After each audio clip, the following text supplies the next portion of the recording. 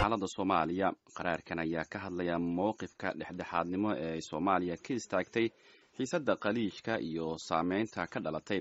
Baarlamaanka Midowga Yurub ayaa sheegay in go'aanka Soomaaliya uu dhaliyay in dalalka Imaaraadka iyo Sacuudigu ay joojiyeen lacagtii ay siin jireen Soomaaliya iyaga oo ku ciqaabaya go'aankii Soomaaliya ay qaadatay.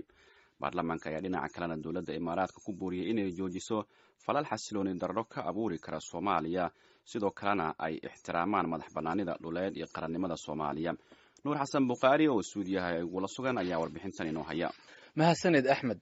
qaraarka baarlamaanka midowda yurub ayaa xoogga saaray caqabadaha Soomaaliya ka haysta gudaha sida ammaan darrida, dhibaatada kooxaha argagixisada, faqriga, xadgudubyada dhinaca xuquuqda aadanaha iyo qodob la xiriira faragelin la sheegay in ay qaar ka mid ah dalalka khaliijka ku hayaan Soomaaliya.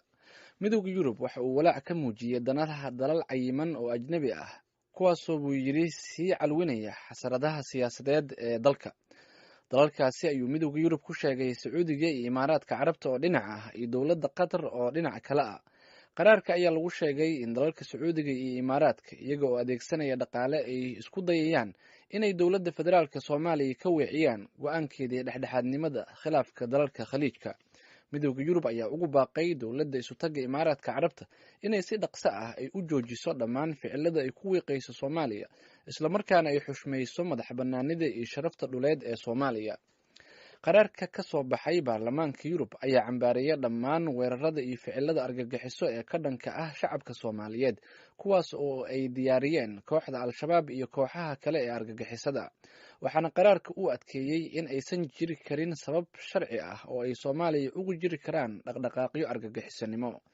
midowda yurub waxa uu hoosta ka xariiqay in si xididada loogu siibo tiirarka salka u ah waxyaabaha keena argagixisanimada sida amni darrada, faqriga, ku xadgudubka xuquuqda aadanaha, cadaalad darrida iyo arrimo kale ay muhiim tahay in bulshada caalamka oo ay ku jiraan hay-adaha horumarinta midowda yurub ay ka qayb galaan dib u habeynta hay-adaha amniga Soomaaliya si la isugu xidho barnaamijyada horumarinta bulshada caalamka iyo siyaasadaha amni ee Soomaaliya. qaraarka ka soo baxay baarlamaanka Yurub ee ka hadlaya arrimaha Soomaaliya ayaa waxaa sidoo kale lagu cambaareeyay xadgudubyada ka dhanka ah xorriyadda hadalka ee Soomaaliya ay geysanayaan hay-adaha dowladda iyo kuwa maamul goboleedyada ee hoos yimaada dowladda federaalka.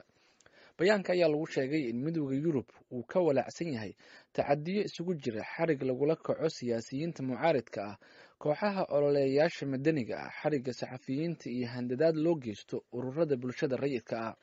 qaraarka ayaa lagu yidhi dhammaan arrimahaasi oo dhan ma ahan wax la aqbali karo. dowladda federaalka ah ee Soomaaliya ayaa loogu baaqay inay joojiso adeegsiga ay hay-adda nabad sugidda ee loo soo gaabiyay NIS u adeegsato in ay uga cagajuglayso wariyaasha madaxa bannaan iyo siyaasiyiinta mucaaridka ah. qaraarka ayaa ka dalbaday dowladda Soomaaliya iyo midowda yurub inay xaqiijiyaan in NIS ay tahay hay-ad ku shaqaysa hab waafaqsan sharciga si loo adkeeyo xorriyadda hadalka oo gundhig u ah baa lagu yidhi bayaanka horumarinta bulsho dimuqraadi ah oo xoog leh. dowladda Soomaaliya ayaa loogu baaqay in si buuxda ay u xushmayso xaqa ay muwaadiniintu u leeyihiin xorriyadda hadalka, isla markaana ay dib u eegis ku samayso xeerka cusub ee saxaafadda si aanan loogu tuman xuquuqda hadalka ee dalka, taasoo ah baa la yidhi waajibaad caalami ah oo saaran dowladda Soomaaliya. qaraarka ayaa ugu baaqay dowladda federaalka ah ee Soomaaliya in ay sii wado dadaaladeeda nabad raadinta ah iyo dib u dhiska hay-adaha dowliga ah si loo helo hay-ado dowladeed oo xoog leh oo soo celiya nidaamka iyo kala dambeynta, isla markaana bixiya adeegyada aasaasiga ah ee shacabka. aad ayuu mahadsan yahay Nuur Buqaari oo nala socodsiinaya warbixintii midowda yurub ay ka soo saareen arrimaha Soomaaliya iyo xiisadda dalalka khaliijka.